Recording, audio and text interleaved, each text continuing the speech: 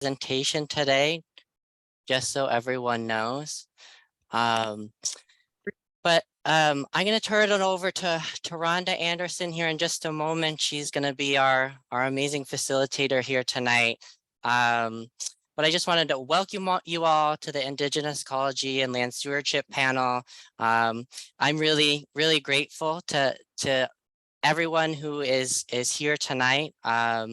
We had 100 folks register, which is pretty great. I'm sure a lot of folks will be watching the recording, but we have a lot of you all here tonight. So looking forward to a great discussion. I'm Andrew Randazzo. I'm a forest ecologist with Mass Audubon, and I just wanted to offer some appreciation tonight. I'm really grateful to Rhonda Anderson and the Ohketeau Cultural Center for all the work that was put into sort of bringing us all together here tonight. So thank you, Rhonda. And I'm thankful to all the panelists. It takes a lot of time to sort of prep for these things, and it takes energy to put these panels together. So thank you for being willing to sort of share, teach, and discuss on these important topics and the power of your work and sharing that with us. This work is funded through a regional municipal vulnerability preparedness grant led by the town of Rowe. So I wanted to appreciate that. And I also wanted to appreciate our entire project team. This panel is part of our Forest Climate Resilience pilot program that includes a whole variety of partners, including Mass Audubon, the Woodland Partnership of Northwest Massachusetts, the Ohketeau Cultural Center, Mass Woodlands Institute, No Loose Braids, and a whole host of other organizations. And all of us are coming together under this umbrella partnership to address the challenges that climate change poses to our forests and communities. And we're continuing to work towards addressing those challenges in an equitable and just manner that equally promotes ecological, social, and cultural well-being. So I thank you all for being willing to take the time to learn and engage with us this evening. And with that, I'm going to turn it over to Rhonda to get us started. Oh, pagalagisi, uvula luatak, anupak sinaga alak, tanak sinaga Rhonda Anderson, kaktovik mea goranga, Fairbanks mea naya noranga, pangmakpak aloranga koinami, Shavaktunga, Western Massachusetts Commissioner on Indian Affairs, and founder and co-director of Ohketeau Cultural Center, me. So welcome and good evening and good afternoon. Thank you so much, Massachusetts Woodlands Institute and Mass Audubon, really for joining us and allowing us to create a relationship, and for allowing this to happen today. I had just greeted you traditionally in my Inupiat language. I am Inupiaq from Alaska.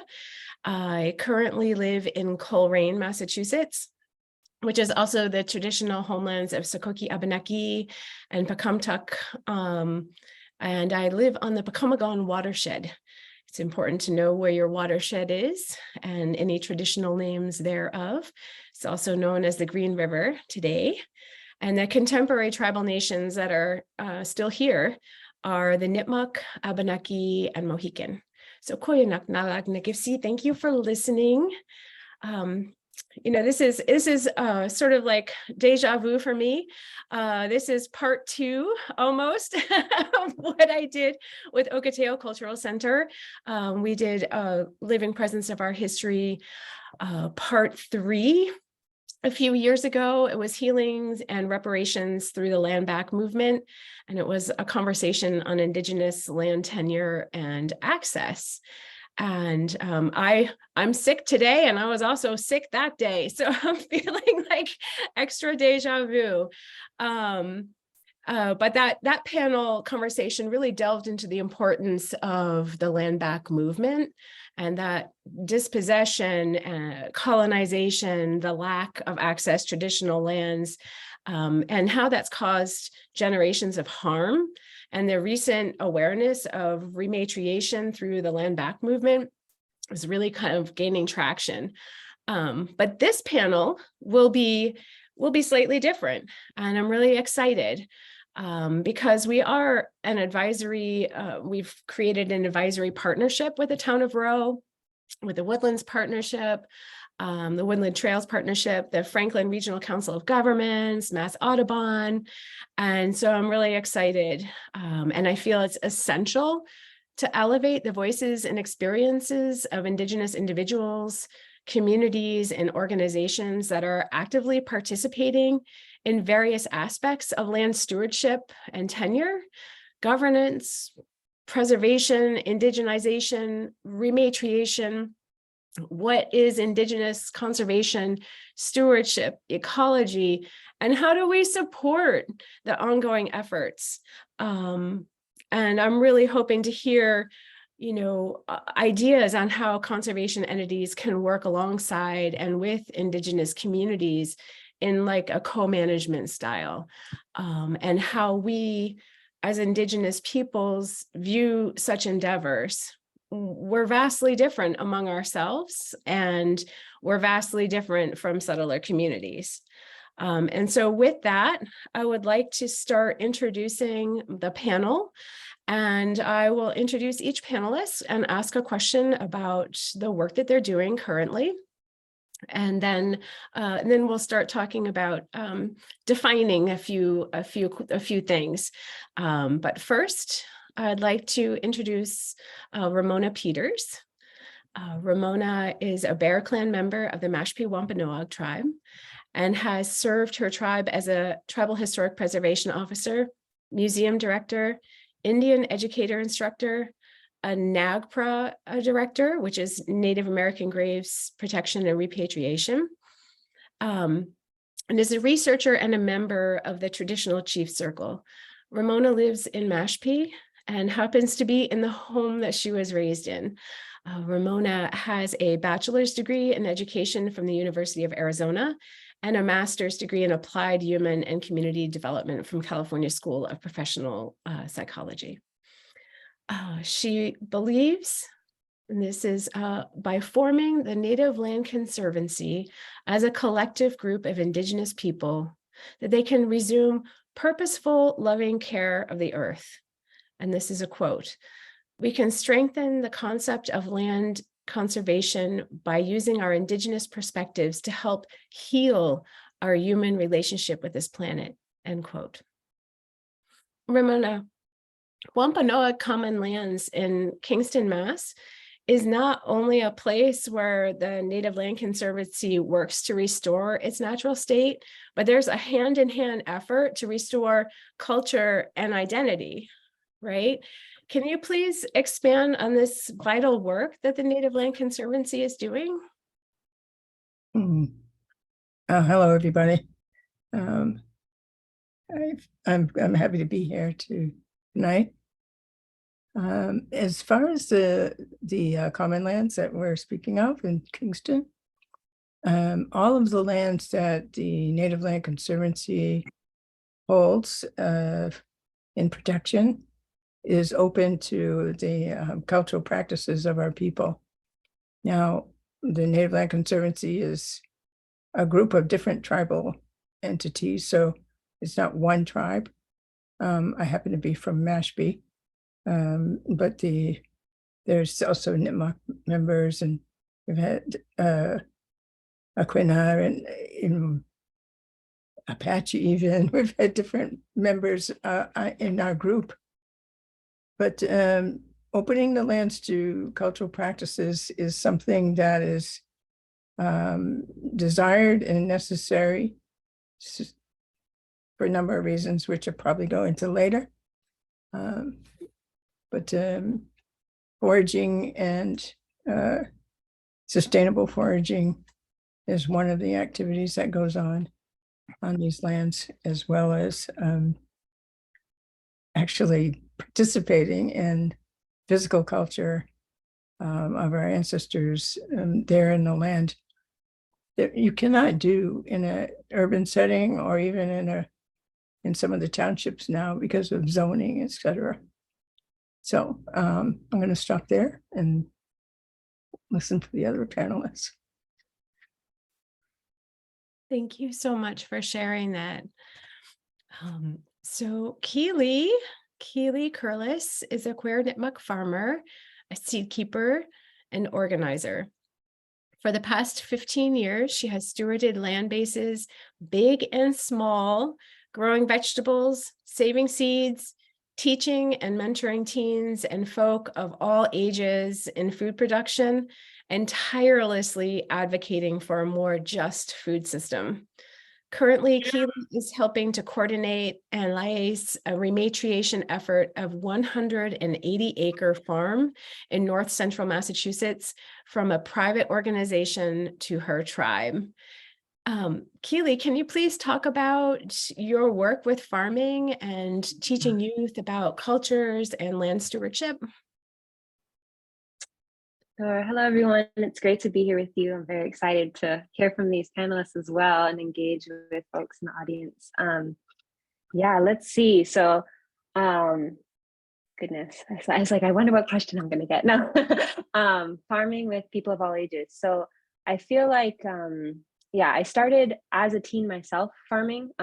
That's how I was brought into the work of stewarding land and caring for food crops and seeds and so naturally, I think because I was brought up with mentorship and with adults who really saw me as a whole person when I was a young person, and when that's so important, that fully shaped how I understood land work to be multi-generational and how important the role of bringing along young people is in the work that we're doing in all aspects. And so while formally for my early 20s, I was working with teenagers, both in the city and outside of the city on larger rural farms and in urban settings. I have, in community work now had the opportunity to expand that age range in a huge way. Everyone from, 2 years old has been out in the field with me, which I love. Even I have a 1-year-old myself. So like my 1-year-old's planting seeds next to me. And I've had people up to the age of 88 out in the field. And, it's amazing how both of those ages, it's really helpful to sit while you do work and how helpful elders are in telling stories and keeping the young ones engaged or keeping an eye on them and hollering when they, get to a spot where they shouldn't be. So I think that, I'll keep it brief, but I think it's been incredibly meaningful and beautiful to, in the past handful of years when I've deepened into really working closer with tribal members to really expand that the age range, and to think about when I'm creating a space for a work day, or when I'm trying to think about how an activity is going to go for a day, how can we make that space really accessible for all abilities and all ages to really feel engaged and like they came in and provided something meaningful to that space. So that's, it's been a real honor to hold that work. And I'm really grateful to have that be my life's work. And I'll leave it at that for now. Thank you so much for sharing. I'm so excited that you're here. Thank you. I think that your work, I'm hearing so much about your work and what you're doing. And, I'm seeing a younger generation just really excited about farming, which is great. So next, I would like to introduce Jimmy Note. Is a Zuni tribal member that is with us tonight. And he has spent over 45 years working professionally to protect and steward cultural and natural resources. He is the CEO of the Colorado Plateau Foundation, which supports the regional Native communities to protect water and sacred places, ensure food security, and preserve languages and ancestral knowledge. He also serves as the chair of the board for trustees for the Grand Canyon Trust and lives in Zuni, New Mexico. Jim, when I first met you, I asked you about your conservation work. And, I was really, really excited to hear about your conservation work. And what you said was, I'm a farmer first. Can you please share what it means to be a farmer with us? Sure. And it was a pleasure to hear Keely talking about the 1-year-old planting alongside. I've been planting as a farmer since I was still in a cradle board. And this year celebrated my 66th consecutive year planting. So I've been planting 66 consecutive years. So I know something about growing food here. I can't tell you about how to grow food there. I should also say I almost feel as an outlier in this conversation, this group, because I'm way out here in western New Mexico on the Zuni Reservation, between 6,400 feet and 8,000 feet. It's a high plateau and very dry, arid country. As a farmer, I should also add too that I serve on the governing council of the Wilderness Society and on the board of the Trust for Mutual Understanding. So I'm, in many ways, I feel like I'm riding two horses at the same time, one foot on a horse of tradition and old ways, and the other foot on a horse of modernity. How does growing food influence my work? Because I'm also an executive. It's an odd place to be, and I'm influencing national policy. And well, when I'm out at the field in this very remote area of western New Mexico, there's no cell phone coverage, and I'm tuned into only what I'm doing. And I have, after all these years, come to understand what it means to sometimes go with the flow, to understand the economies of labor, where I put my shovel or my hose or my other tools, rather than walk back and forth to my pickup and gather things, how I put up fences, how I move water. I create my own pattern language. And I take those experiences, very much of them practical, but as metaphors into my other work, again, as influencing change in the conservation field. And so it's a unique place, right? I can talk about policy, but I can also tell you why the water strider is on top of the water, but beneath the surface of the water is moving another direction.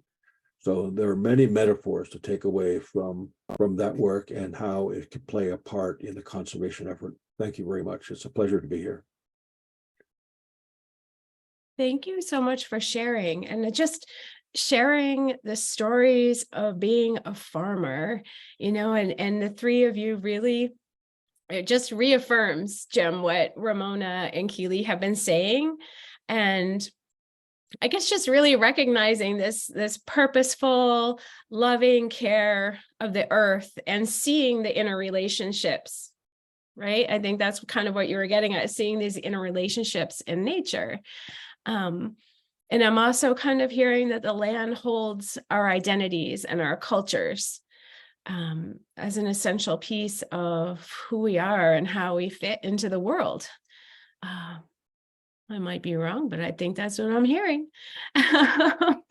And so with that, Kristen Wyman is a Natick-Nipmuc tribal citizen and co-founder of Eastern Woodlands Rematriation Collective, which is a grassroots collective of tribal peoples restoring indigenous foodways in the Northeast.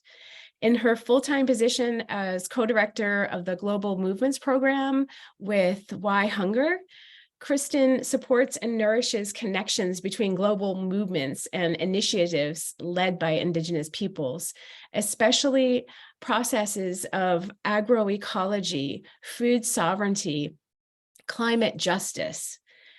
Before joining Why Hunger, Kristen was a consultant and program manager to several Native American and youth organizations at local, state, and national levels. She also holds a bachelor's from University of Massachusetts Amherst.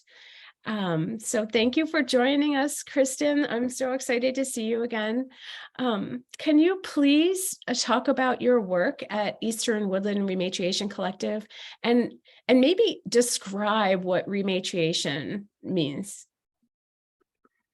Yeah, so hi everyone. It's really great to be here and connect. This work can feel really isolating sometimes, and so this panel is a good reminder of just connection and being able to share and talk about what we're doing.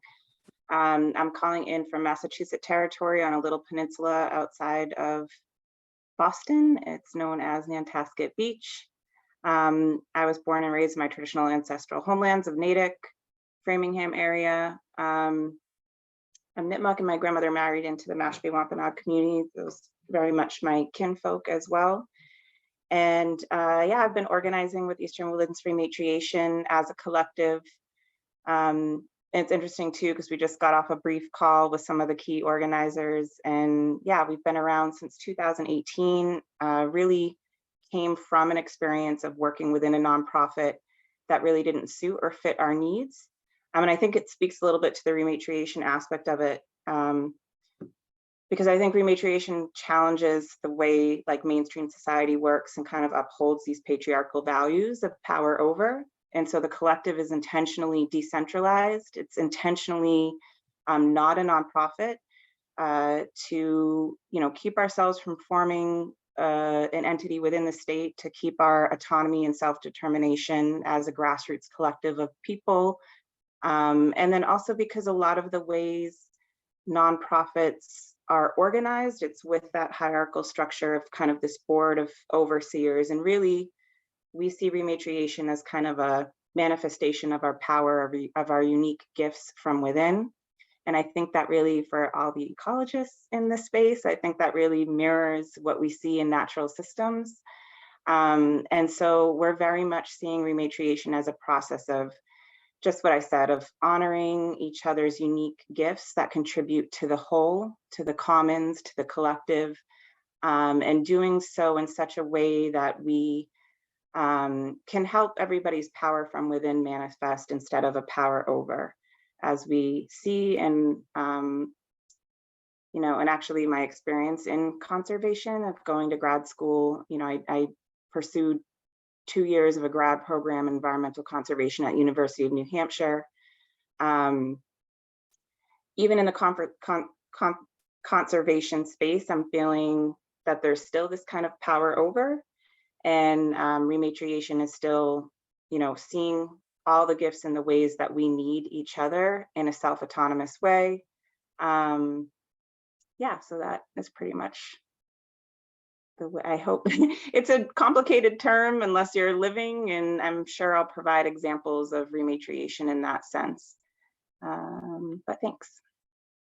Thank you for sharing. I think it's really important. And one of the things that I think I've seen or heard each one of you say so far is that soil, our earth, is sacred, right? And I know, Kristen, I have heard you talk about soil as being a place-based cosmovision. Can you just say what cosmovision is? So for our audience. Yeah. I think it's similar to how I shared the way we're seeing systems that aren't really about control over, but about cooperation and working collectively. Many cosmovisions, not just the ones unique to the Northeast United States, which a lot of us are familiar with the story of Sky Woman, especially after being published through Braiding Sweetgrass. There's a much broader understanding of that story. But in my position with Why Hunger, I have a really great privilege and honor to work with Indigenous folks from around the globe. And we see a lot of these same teachings and values manifested in cosmovision. And most of the struggle of Indigenous people in reclaiming foodways or food sovereignty or territories, right? Territories not in the sense of what we see in colonial settler boundaries, but territories in the sense that it encompasses language, artistic traditions, all of these teachings that are codified through the arts, through the language, through places, about our instructions of how to be in this world in a good way. That is, I think, that is mirrored very much in natural systems. And what I've been taught from some Wabanaki kin, like even in that word for soil, it literally translates to life comes from it. So I think that's a very big foundational teaching when we're thinking about soil, that life comes from it. And without it, we would struggle to exist. And that, I think, is very much taught in many cosmovisions. but a good teacher and a good reminder for us that, you know, I teach kids this too. Like, it's not just dirty soil that you just need to, you know, there's a lot of love and beauty and life within that, and this really incredible cooperation among beings to flourish, to make life come from it. So yeah, hopefully that's clear. Thank you, Kristen. That was beautiful. I had heard you talk about, place-based cosmovision before, and I just felt like this is a really important topic for people to hear, especially our audience tonight. And certainly last but not the least at all is Keisha DeFries Lawrence. Keisha is Ramapo Lenape Munsee, tribal member living in Eastern Connecticut. She holds a bachelor's in international relations and a master's in international law and conflict negotiations from the United Nations for Peace in Costa Rica. Keisha's background ranges from refugee and immigration support, conflict consultations, and environmental and climate research to Indigenous resistance across territories. In February of this year, Keisha was awarded the Global Bio Summit's LaDonna Allard Brave Bull Science Activist Award for TEK perspectives and innovations on behalf of the rematriation efforts of sovereign science. That's amazing. In addition, DeFries is an outdoor educator, curricula developer, youth coordinator at Earthwatch Institute. Oh my goodness, Keisha, where do I start with you? You're amazing. Thank you. I mean, I feel like we've really just met. Our circles have finally come together.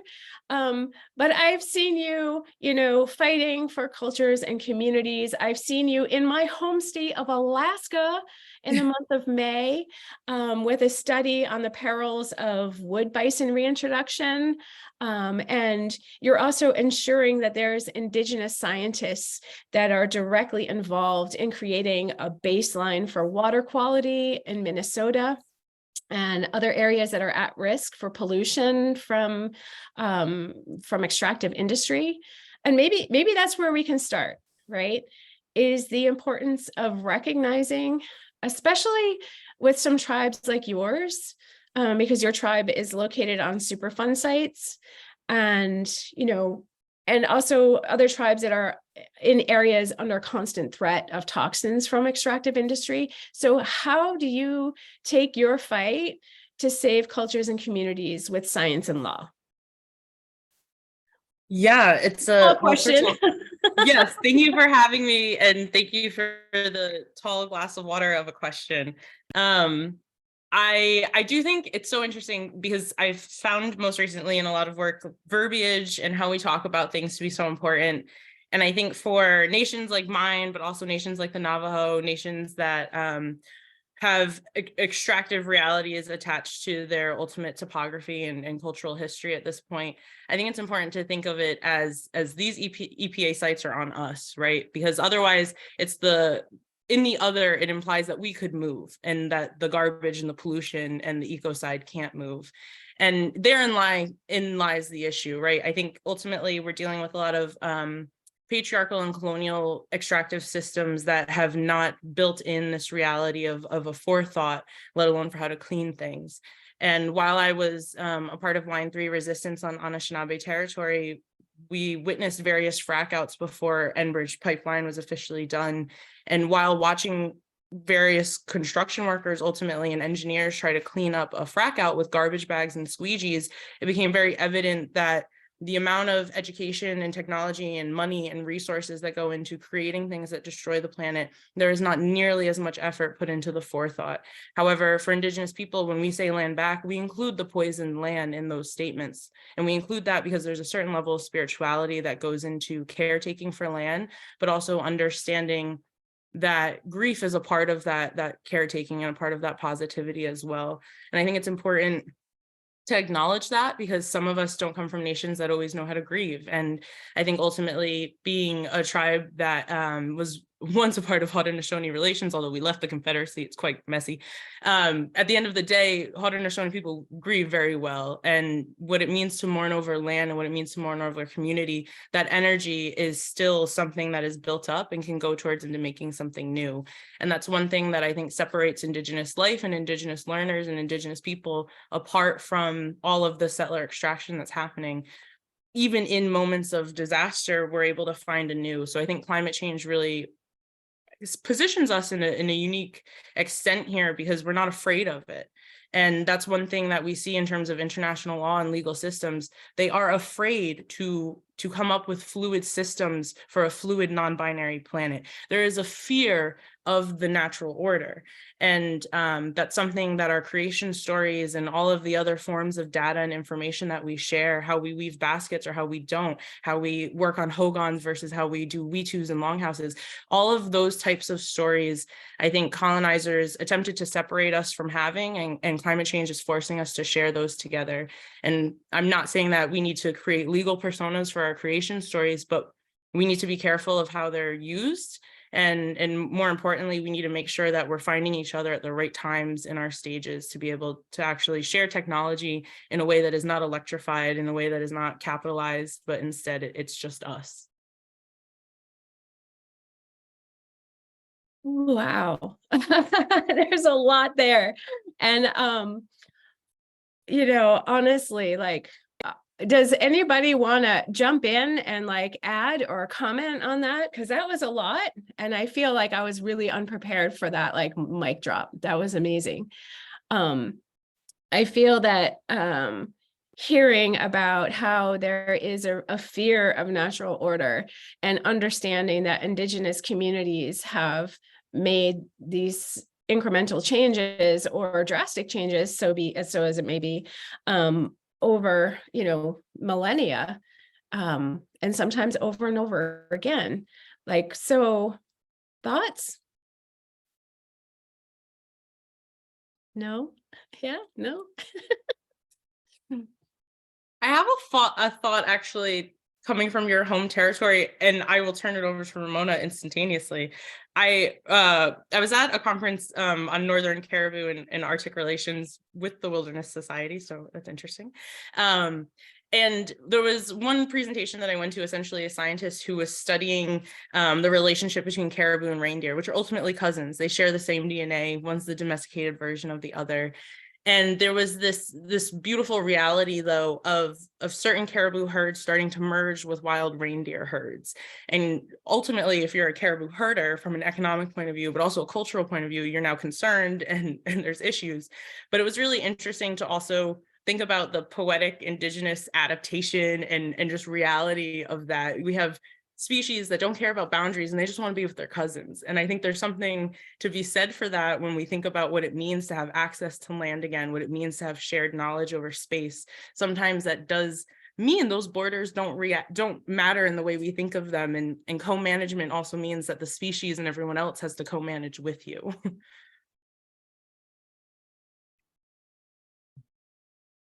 That was beautifully said. And thank you for that acknowledgement of Alaska. And, climate change up there is happening 30 times faster than the rest of the world.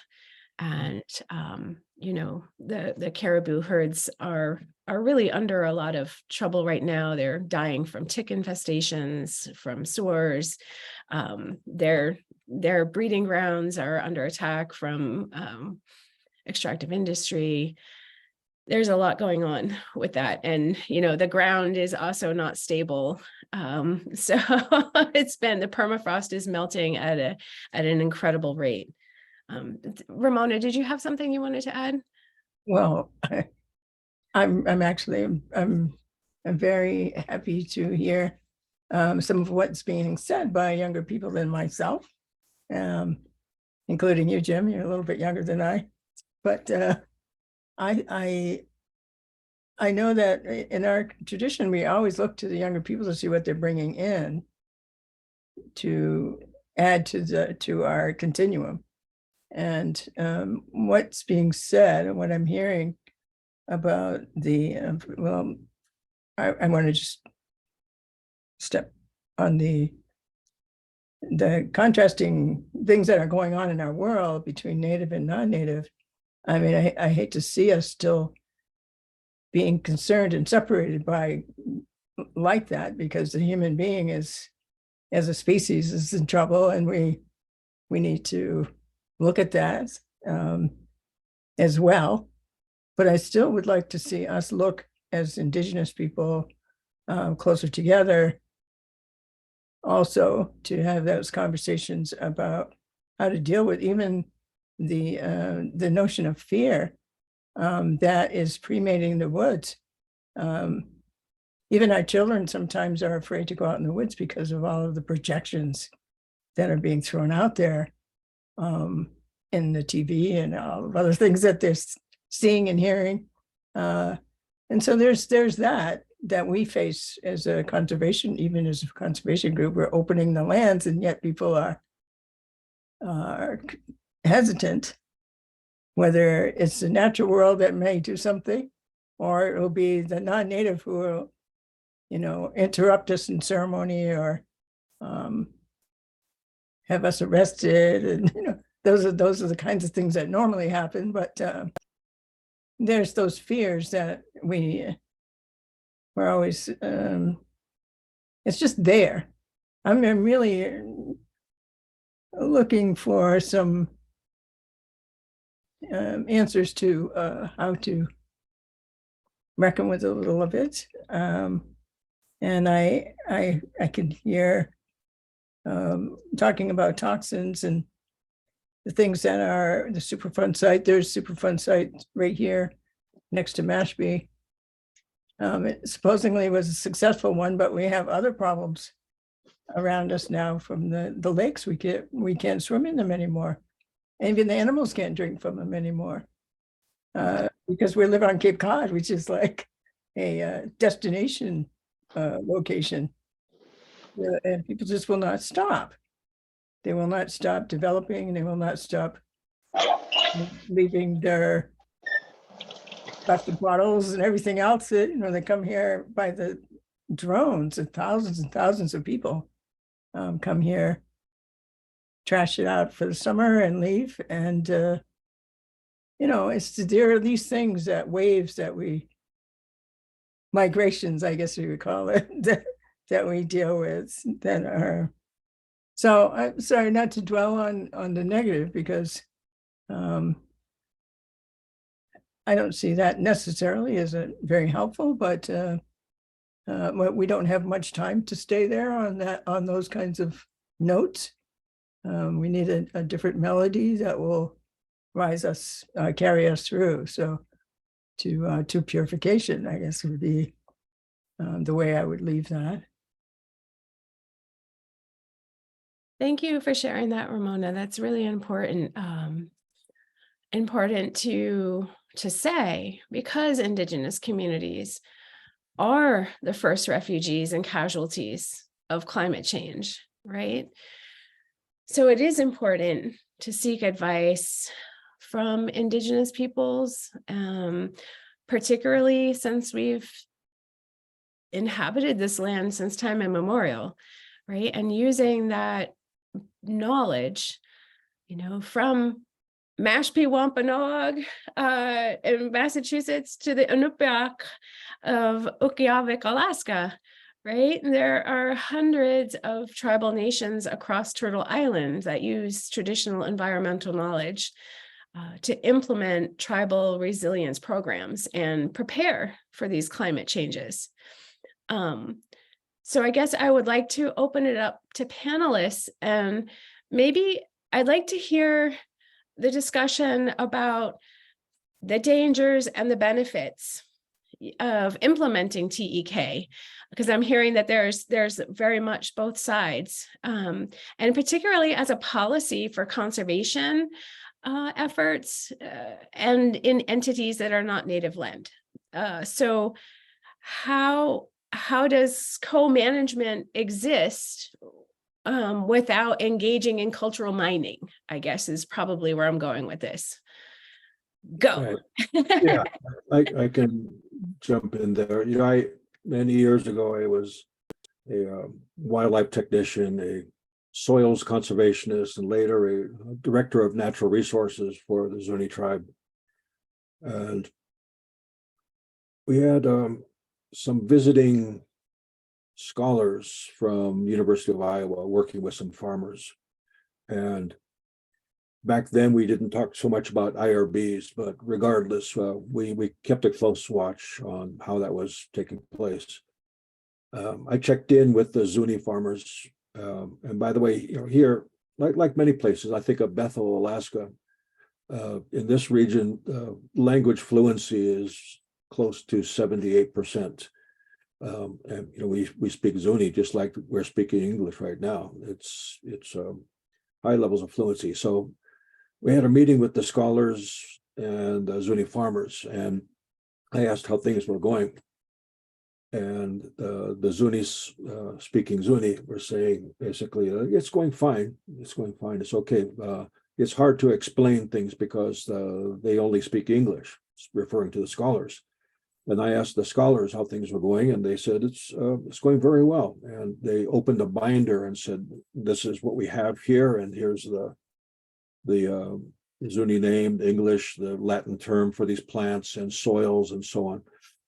And I had this, and they said this is a really an incredible ethnobotanical effort here, and we should all be proud. But I had this epiphany that we had subjugated Zuni traditional farming knowledge to an ethnoscience. And that was a real moment for me, which I carried forward for many years. I'm trained as a scientist in university. I can tell you about iridic usticatory fluents or tanaya, so I can do both. But later in my career, also as a museum director, I was beginning to see that, well, tradition, I think, and I want to put this in the correct frame, right? The Zuni is no better, no worse than any other tribal nation. We're all different.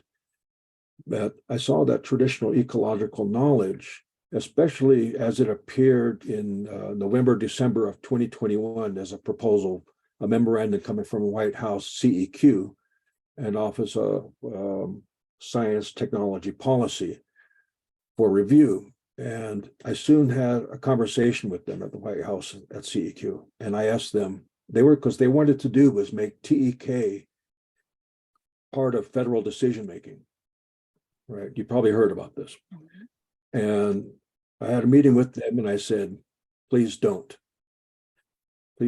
have TEK part of federal decision-making. I said, I don't mind standards for airplanes and electricity, but if we create too many standards, what we may be doing is undermining efforts of some native peoples to maintain their languages and traditional knowledge. And I said, TEK is going to be great. It's the perfect fit for many tribal nations and native peoples that maybe want to rely on science or English or Spanish or other languages. That's a perfect fit. And I would never disparage that. And I think it's wonderful. It's a perfect fit for them. Maybe in Zuni or at Hopi, other places where we are really struggling to maintain 70, 80% language fluency, that our young people may be pulled to using English more and science as a way of reclaiming their traditional knowledge. So it came out in December of this past year that it would be native or indigenous knowledge would be part of federal decision-making. I mean, not ecological. And so, but the option would be for any tribal nation, any native group to use their own traditional knowledge, indigenous or native knowledge, or traditional ecological knowledge. It's a choice rather than just one. So there's benefits. It's a perfect fit and wonderful thing for some peoples, and for others, it may undermine their efforts to maintain their traditional knowledge. Thank you for sharing that. I think this the conversation that we had the day I met you, after I learned you were a farmer, and you talked to me about conservation, and you said exactly this. I said, oh, I'm working with, we're talking about traditional environmental knowledge, and you laid down that piece of sage advice. And so I wanted to make sure that this advice is heard. And again, we're not monolithic Indigenous tribes. We all have different needs, different requirements, responses, different challenges, different things that we bring to the table that are amazing, but it doesn't work for everybody. Kristen, how about, do you have anything you'd like to add about how we can work in conservation co-management together? Because I know that you had taken, your college courses through UNH so that there would be a voice at the table. How did that go? Well, that actually came about because as an graduate, I was eager to contribute back to my community and started working for the Boston Harbor Islands National Park, where there was a legislative mandate to include Indigenous representation at the decision-making table.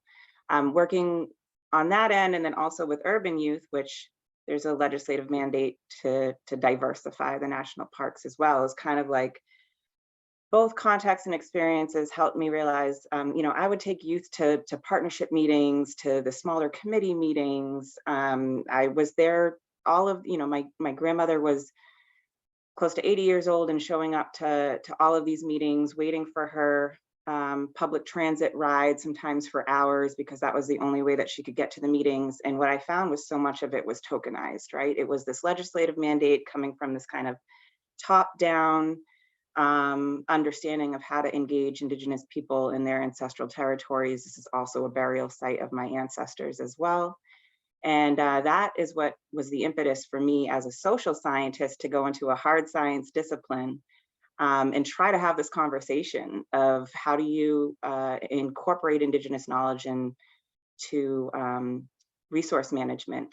And I did it through a participatory process because I was really adamant that it wasn't going to just be some thesis that ended up on a shelf. I really wanted to engage the archaeologists, the natural resource manager, all different agencies, City of Boston, university, academia. And yeah, I ended up leaving. I mean, most of the work is continuing to today. And I felt like it was a really difficult process for kind of what Jim is saying. Like, I found that as we looked at it, the more we dug deeper into Indigenous ways of understanding the entire system, we came up against so many policies and restrictions in our ability to live in relationship with the land. And so I guess what this kind of comes down to for me is relationality, and how important that is for building stewardship, for building care, for having a level of flexibility that we need in changes over time. And I found a void of that relationality in the conservation space. No, Keisha, go ahead.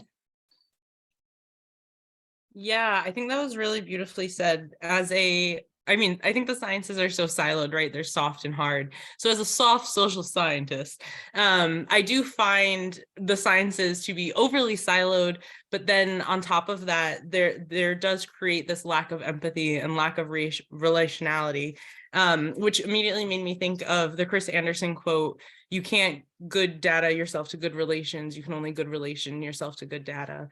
And I think one thing that I try to live by in terms of my work and in terms of sovereign science is this reality that there are so many negative impacts of one-off realities, and that is the tokenization, that is the one-time engagement and never again, or the one-time community project and never again.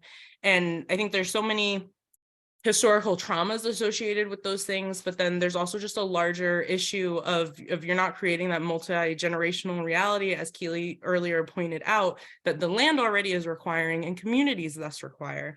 And I think that also leads to transparency. We need transparency when it comes to that data, when it comes to that space, when it comes to it, I think just agenda, right? And transparency for me also goes deeper in terms of publishing. Things should not be published that include Indigenous peoples, Indigenous data, without their names being associated, without their tribal affiliations. I mean, and that's something that I think is slowly starting to be waved out more or less, but we see this happen far too often. And especially I think in the Eastern Door, we see this in pockets where people are attributed to not being Native enough, and then it's okay to just include someone's information and not a tribe. I also think the same is true with presentations. I've been in a lot of spaces where it's essentially the white student that's presenting information, but everything they've presented, there's no reason why there can't be tribal representation physically present. Our physical presence makes such a huge difference in these science spaces that are predominantly male and predominantly white. It makes a huge difference to show up with my wampum on and be a Native woman sitting in a room. And the same is true in a lab. The same is true because all of these spaces within the sciences are also a different layer of segregation. You are very privileged scientists if you can be in the field, if you can be a PI, if you can be a co-PI. So to also then include elders at that same level really changes truly what we think of climate justice to even be, if you're also breaking those other ceilings. And then I think at the end of the day, people in conservation, people in sciences, and the same is true for the political scientists especially, you have to be present on the land, present in terms of cultural engagement where appropriate and where invited. But it's something, building that relationship doesn't just happen in 1 or 2 emails and that's it, right? I hear a lot of conversations from PIs of, well, we've been trying for 2 years to work with this community. Keep trying then. We've been trying for 500 plus years. Keep trying, go ahead. And I mean, it takes time for people to trust you. And it takes time, especially when people are sitting on the last biodiversity, the last relatives, the last old growth, the last whatever they have. So yeah, for me, when I think about conservation and I think about where I see holes in terms of where I feel misjaded in terms of my land, but also where I don't want other people to feel left out. Thank you, Keisha. I think that brings me right into the next question that I have, and that's relationship building, like having that relationship of reciprocity, building trust. That takes some time, and that's not something that you can one off. That's not something that you can tokenize. That takes sometimes years of efforts and failure and listening and hurt feelings and getting it right, and then starting from scratch. It's messy. It's really messy, and it takes a lot of effort and a lot of work, but that relationship building is so important. And that kind of also goes into how can we encourage our listeners to support ongoing efforts from tribal and Indigenous entities that are already engaged in rematriation, and even create those relationships to allow for land access, land tenure, the work that you're doing. How do you create these relationships? Popcorn. I'll Well, share very- in Oh, go previous ahead, Jim. work, okay, I'm sorry. In one of my other jobs and careers, I was a museum director and founded a museum here. It was a unique museum.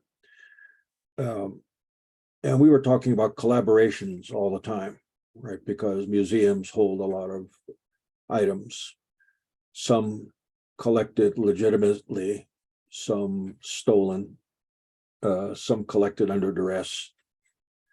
And so obviously we want to have some involvement with the museums. The museums are changing, by the way, a lot. In my earlier career, it was very difficult to get foot in the door, but it's a whole new generation now. Many of those workers that I had troubles with are long retired, they're gone. So the museum field is populated by many Native people actually in the field.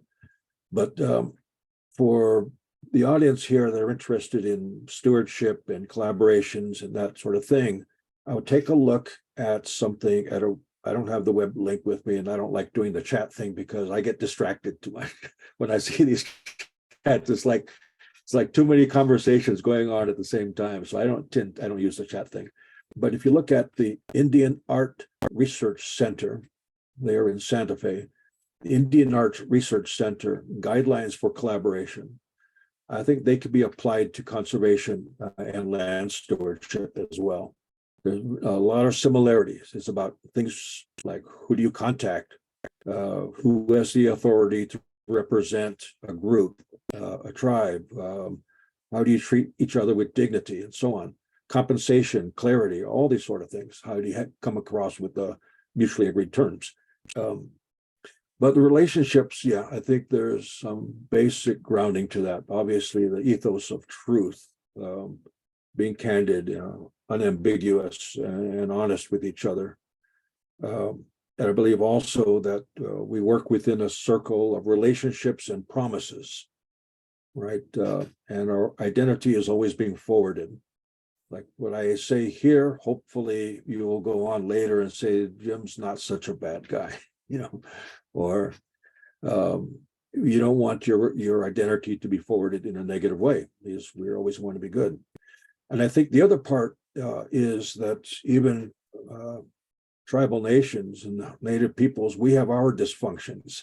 Absolutely. That's something that's been holding us up for many years as well. And part of it is because we're in these reservations that are social pressure cookers, and we don't have the liberty to migrate as we used to. In the old days, if we didn't get along with people, we would just move down the river or go to another mesa and settle to get away from things, because life was hard enough as it is. But we don't have that liberty anymore. Similarly with climate change. And in the old days, if it got too dry, we would just migrate north for maybe a 2 weeks walk or a month's walk, live there for 1 to 2,000 years. Then when it got wetter and cooler, we just migrate back, but we don't have those liberties anymore, right? So we have these social pressure cookers. So we have dysfunctions to deal with amongst our own people. So I think just amongst ourselves, but also as we work with others who want to be co-stewards or co-managing or collaborating. And I think of collaboration as co-elaborating and co-laboring. But I think in this work then that we need to be always assessment rich. Is, we finish a conversation, how did that go? How can you give me an assessment of what I said? Did it make any sense? Did I frame it in the wrong way? We should always be assessment rich and trying to not loop into some of the same things that didn't move us forward.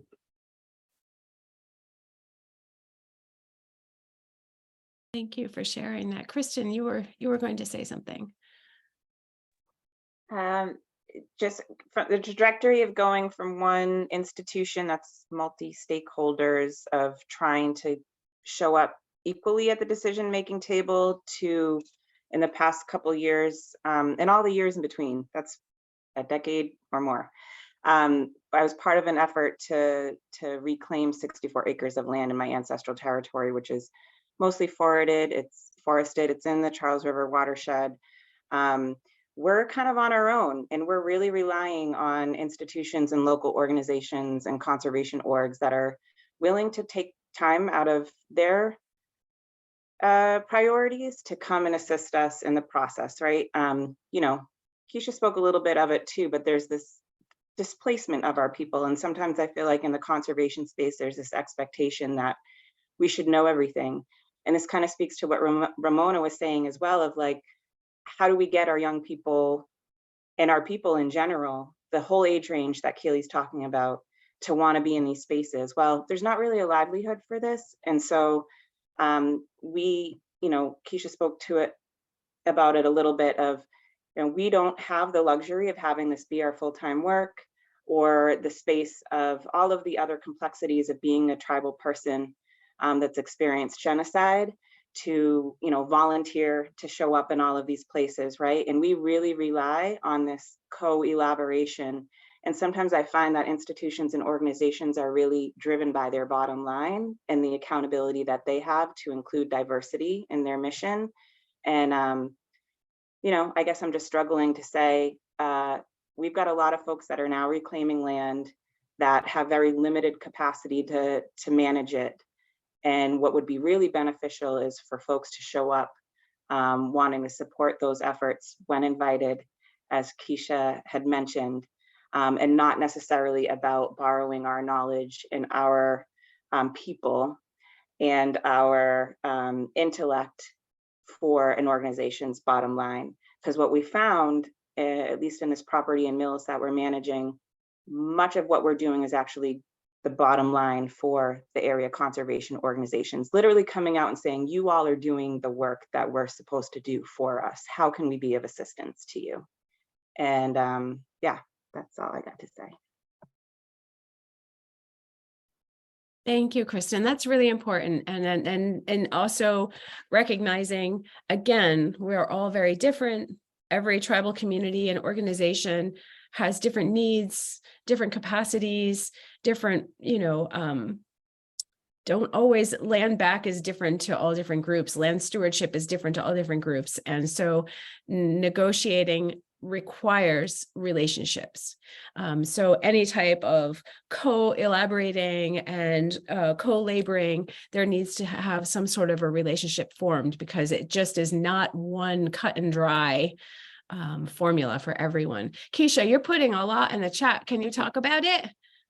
I am so sorry. No, I want you to talk about it. Don't apologize. Stop. Never apologize. In the chat are various Instagrams. So there's this underlying reality, I think, when it comes to at least Indigenous youth, but something that I also witnessed in terms of refugee and immigration work. Technology, in terms of the social media component, is how people are able to mobilize in a lot of ways. And that's changing, I think, depending on the type of quote unquote frontline situation or what is happening on the ground. We see social media still being governed and used against people. But I do want to point out that these are various Instagrams where Instagrams also might still have the same Twitters that are a mixture of things. Some are environmental efforts from Indigenous nations, like the Shinnecock kelp farmers, which are a group of Shinnecock women actively using kelp to essentially bring back the Shinnecock Bay and from like carbon all the things. But then I also have like Real Rent Duwamish in there, which is an effort of the Duwamish tribe in Seattle for people who are willing and settlers that want to play a role in correcting some unsucceeded mistakes, that they can pay rent, and that goes to the tribe for community efforts. I've also, for example, added at Line 3 Anthology, which is the individual stories and doodles and drawings of people from the Line 3 resistance that have been made into an anthology from a mixture of Indigenous voices as well as of settler allies. I've also added herring protectors, which is Alaska herring protection, Black Mesa sheep herders, which is an ongoing resistance on Navajo Hopi partition lands in terms of people who are still trying to live traditionally. So it's a lot of different things. I mean, all over the place, but different representations of a mixture of issues. I think Jim said it perfectly. We're all different, and every tribe has their own realities. And I think where people have, and where families in particular have put calls out to action, I think there's this need to respond. And we see that happening globally right now. But there's something to be said for Turtle Island and what it means, I think, for people who do have that science education background, what it means to be on the ground. I had the privilege of working with the Kumeyaay Nation actually this time last year, and the concepts of dry irrigation coming back into farming practices, and how do we use shadows to create water. It was really beautiful, but it was great to also have people on the ground who are like, oh, I'm a geologist, I could help with that. And it was like, there's certain rocks that are better for shadows. I had no idea. But you don't know until you respond to people's calls, you know? Thank you. You just made my stomach rumble hearing you talk about herring. So in Alaska, it's a delicacy which I wish would happen here, because I would be there. So the herring eggs are laid on boughs of hemlock and cedar, and then they're harvested and dipped in seal oil. So good. Oh my gosh. So my stomach is now rumbling. Thank you, Keisha. Like getting hungry. Go ahead, Ramona. I saw a picture of those. Some of the Mashpee youth went to Alaska for that conference. And there were some photos of those eggs, and we eat the roe as well, but it's after it's in the body, not when it comes out. So we eat it from the body of the heron. Anyway, I wanted to speak about ways that we've been collaborating with land trusts around this area. And it can happen anywhere between Indigenous people and conservation groups, or even private landowners or in municipalities. It's a cultural respect easements that we've been using. And those cultural respect easements are really people opening their lands to Indigenous people to return or utilize those spaces where their ancestors used to go. There's places that we've been alienated from for sometimes centuries, at least here on the East Coast.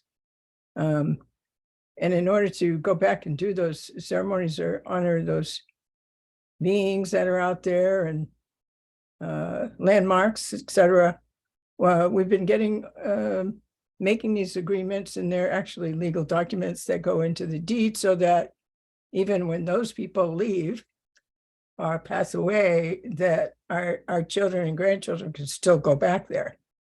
So it's an instrument that is useful and we borrowed it from some California tribes many years ago, and we just sort of tweaked it for the New England area, but it can be used anywhere. Is the same concept. Yeah. Thank you so much for sharing that, Ramona. And that's how Ohketeau Cultural Center was started, was this very historic sort of land use, land back, land tenure agreement when the founder of Double Edge Theater realized the level of dispossession and invisibility and lack of access to land and resources of Indigenous community members in Massachusetts. She was stunned and said, "This isn't fair. How is this equitable? So what do you need?" And I think that was the start of our relationship in 2017. It was early 2017 when I started these talks. And like I said, it's been a lot of stumbling here and there, but we had to really work hard to create a relationship of trust, because again, if someone's going to be offering something, what does that mean? What does that mean? Does that look good on your resume? Does that look good when you're asking for grants? No, it really means that she has given us space, given us an opportunity to be in spaces that I never thought I would be in as an Indigenous organization owner. Actually having an Indigenous organization, right? Meeting Jim Enote in One Rockefeller Plaza was not something I would have thought of in 2017. That's because of the amount of respect and care that building a relationship has taken us, and I think that that's really important, especially these cultural respect easements for people that have been dispossessed of their land. I think that's a really important way going forward. And also, Keely, you have an incredible land tenureship, right, with the farm that you're working on? Yeah, what you're saying. So I've had so many moments in people's with all the amazing things that the other panelists have been saying, where I'm just thinking about sort of my own trajectory too, of just like land negotiating, because as a very young person, actually Kristen is someone who like would bring me to all kinds of spaces, and I would just listen and what was it, maybe 10 years ago, there was a proposal that got sent to a member of our tribe that was already written by this white farmer for a piece of land in our territory. It was like, a response to a RFP, a large piece of farmland, actually very close to the land that I'm now stewarding. And they had written this whole proposal, knowing absolutely no people from my community, knowing zero Nipmucks, and sent it and said, "Do you guys want to do this?" While it had already been completely fleshed out. And I had the privilege of responding to that as like a 21-year-old at that time, because I was in the farming community and I knew a lot of white farmers and I knew where that person's farm was who was proposing this. And I wrote a very intense response. And it's just fascinating to like think about that being sort of the first interaction I had with like co-collaborate, it wasn't collaboration, with just like how people were thinking about, I didn't have the term land back then, but just where folks were at in terms of relationship or not relationship versus the current situation I'm in, which is that basically since 2017, 2018, the relationship with this organization that's giving 180 acres back, they started as just like, how can we be in relationship? What are your needs? They came to the table to participate first in an agroecology organizing event that we had, and we're just participants and showed up and learned and listened. And when they went through a bit of a transition in one of their programs that opened up 180 acres of their 400 plus acres of land, they paused as a staff of their whole organization paused and said, hey, like, what would it mean or look like to be led by Nipmucks in their own homeland to think about what they want with this land? Not naming that, the tribe is going to want it back immediately, not naming that we would want some program or staffing or, really just asking what would it look like to be led by Nipmucks. And then that led to, a year or two of conversations about what was possible, what was feasible, which then led to 2 years of the organization funding, just looking into and living on and thinking about that land base with no expectations of outcomes. The organization, we're in year 2 of those 2 years of, doing everything from inspections of the buildings that are on site and walking through the woods and inventorying and planting seeds on that land and getting community members to come out to it. That's fully paid for by the organization with now has been named that, hope and expectation for a transition of the title. But, like that has been in the grand scheme of things, that's a very short relationship, right? But in terms of the what I've witnessed, that is a long relationship of really listening and providing resources for what's necessary for this kind of repair work that is required in land back, a more holistic or rematriative approach, right? Like we can't just say here's land or we can't just say come be like you. I think Keisha, you said it so well, like the one-time event or the one-time research or the one like we need these opportunities for long-term relationship. It's so easy to break things. It's so easy to poison the water. It's so easy to cut down a forest, but rebuilding relationship, rebuilding home place, rebuilding a community's ability to like gather and really like reestablish connection to a place. That's this is work that is for generations. We're going to get only so far in our lifetimes, and to remind ourselves of that, the larger trajectory, and slow ourselves down. There is urgency. There are resources that people need right now all the time to do this work, and we're on this bigger timeline. It's not something that we can rush. So I don't know if that like, so similarly it sounds like Rhonda, it's like it's such a different experience to work with people who are not rushing and who are not driving with their own expectations of what something will be, and really letting things unfold. Because as Jim said, there's plenty of internal messiness and challenges for us to navigate on our own. We don't need the extra pressure of all of the agendas of the organizations we're collaborating with, or just the white gaze. Thank you so much, Keely. Okay, Kristen, you put an important question in the chat. Yeah, in my experience, this can really bring about a lot of fear. But I think just in hearing Keely's story, it's just, at least I can say for me, it's just like a sigh of relief and being seen. You know, I think it's important to remember that as Indigenous folks, the whole justification for displacing us is that we weren't enough, or that we didn't know enough. Uh, and there has to be some accountability for the toll that the violent displacement of our people has taken, and just trusting in the process of dreaming of what would that look like, right? Just being guided by that question and not needing the answers or to have everything figured out, and to be okay with the discomfort and the messiness. Because yeah, like Jim said, we're living it every day. It's our reality. And so I often find in a lot of non-native spaces, there's this expectation that it's all going to feel so good.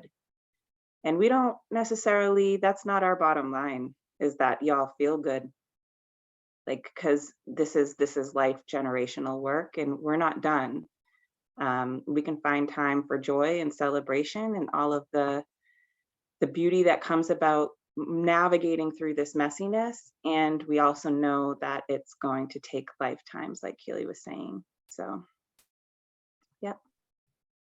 I also just really appreciate the commentary, Keely, that you made in terms of slowing down, because I think especially in the political world around climate change, the dogma and the vernacular is to speed up, is to figure out a solution right now, and we have only so much time left.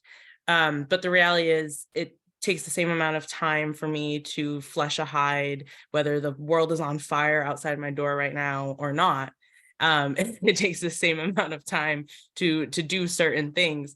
But I think also just in terms of Turtle Island, time is really, that's not indigenous to here, right? And I think the concept of numbers and the way we think of them isn't, and I mean this in a modern sense, isn't natural. And I think that's one thing that goes back into the fluidity and the okay with slowing down.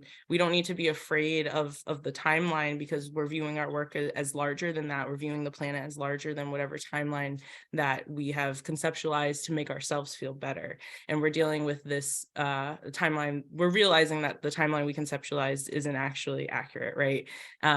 And I think there's a lot to be said for not getting hung up in a lot of the words that are fear. The ocean is getting saltier and more acidifying, yes, but how does that impact larger things? How that's changing the way whales work? Well, that means I need to talk to more whaling nations that still whale. That means we need to communicate in other ways. That doesn't mean I need to be afraid of going to the beach. That doesn't mean I need to be afraid of the land, right? It just means I need more stories to inform me for how to be on the land. Okay, now you're really making me hungry talking about whaling communities.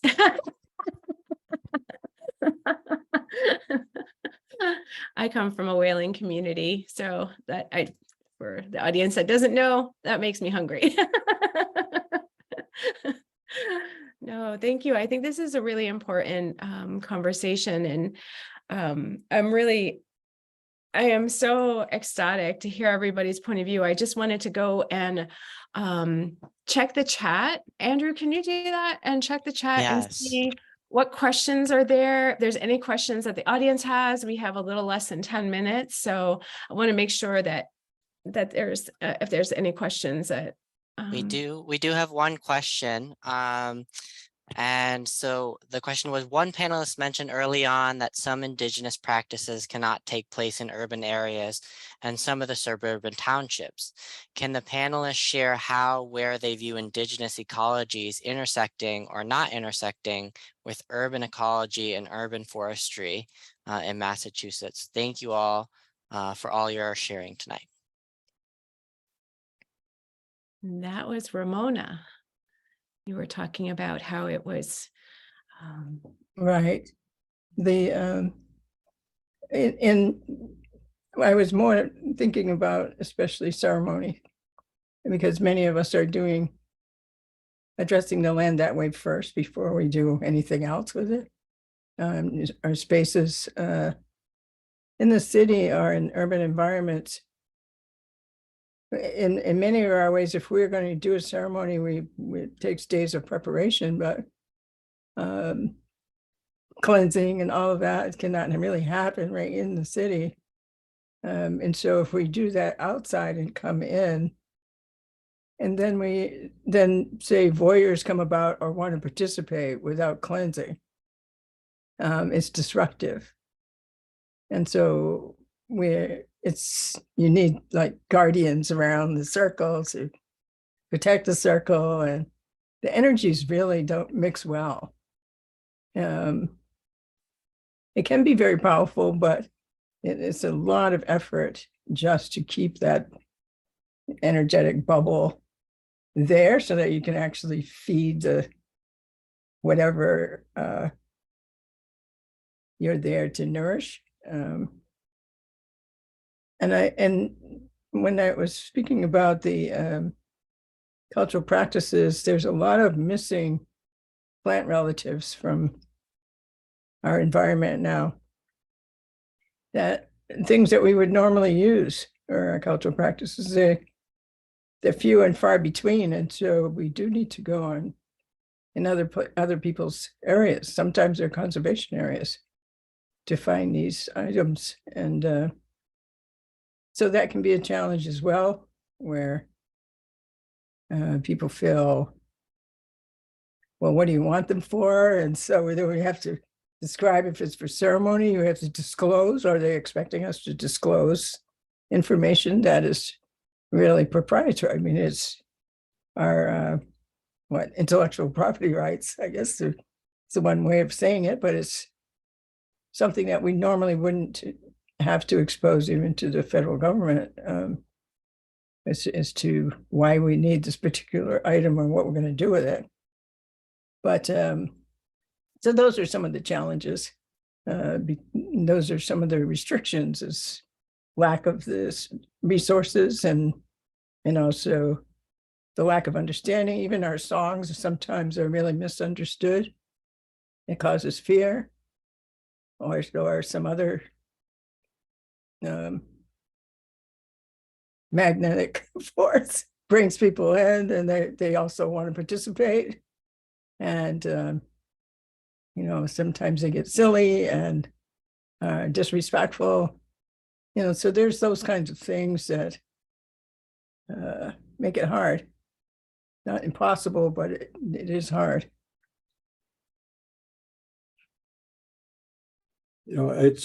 I know it's a different scale and a totally different part of the continent. And maybe it applies to you all over there. And again, I don't want to give any pan-native ideas up there, but places that are important, whether it's plants, minerals, or some specially important event happened, we bless them, right? Whether it's the building of a home, whatever it may be, but we bless them. And those places, whether it was 10,000 years ago, 1,000 years ago, 500 years ago, once they're blessed, they're consecrated and they're blessed in perpetuity. They haven't been abandoned, and they're still there, whether it's that hill, that pile of rocks, but they're blessed in perpetuity. That's why we need to have access to them. Nothing has changed, right? And I think the conservation field is really going through some reckoning and soul searching, and I believe for the most part in a good way.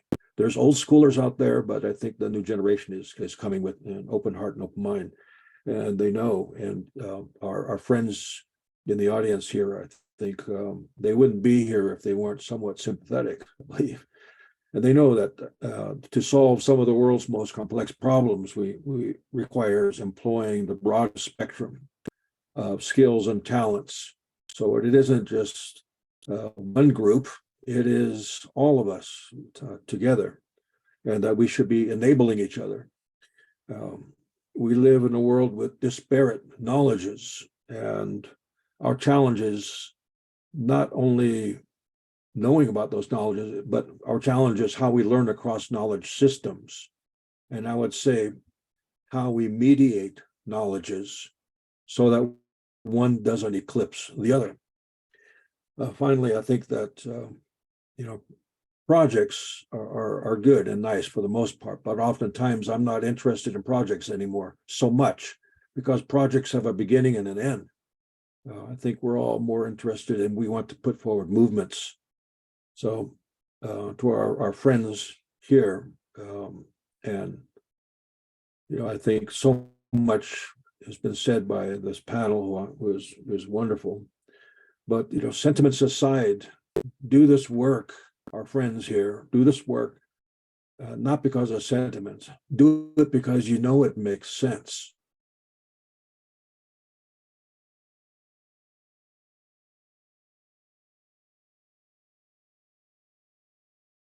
Thank you for sharing that, Jim. That's so important. And I think I've heard Keisha also saying something very similar, is that we all may have differences, but we need to come together as Indigenous people on this continent for a greater good, and come together for,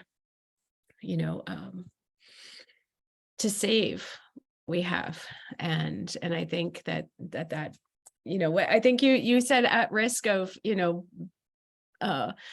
the monolith of pan-indigeneity, Keisha, you were like, we really have to come together.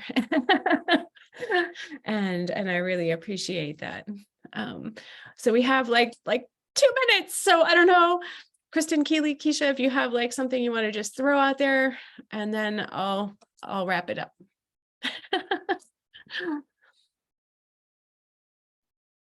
Yeah. Yeah. No?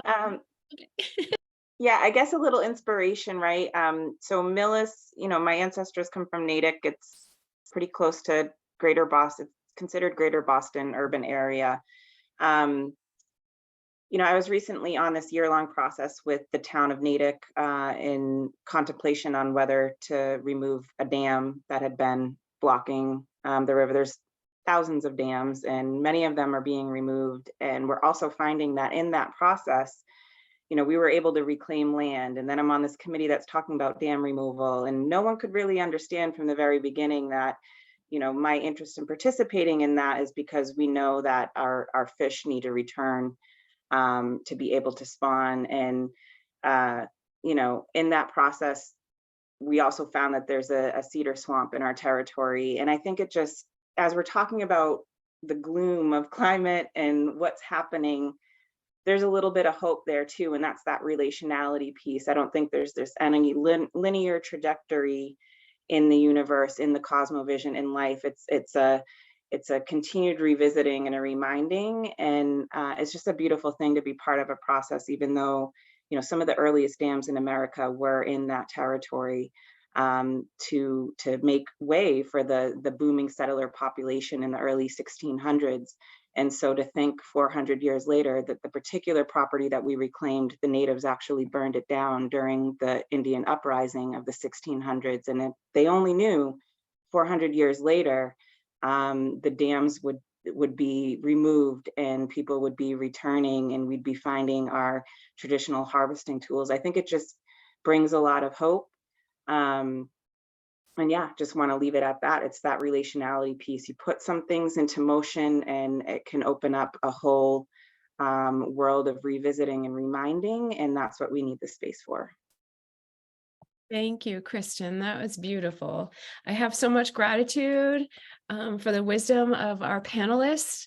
And I'm so proud of each and every one of you. And I'm recognizing that this is an intergenerational panel, and you're all doing incredible work for the next generation. So Koyunakpak, thank you very much for sharing. And just to sum up, what we learned today is that we need to know about Indigenous peoples from your area, learn about their past, their present struggles, and what their wishes are moving forward with the many ways of land conservation, management, stewardship, and relationships and reciprocity. And that specifically, that reciprocity that makes sure that specifically explains who we are as Indigenous people on this land, and listening and creating ways to build relationships of trust.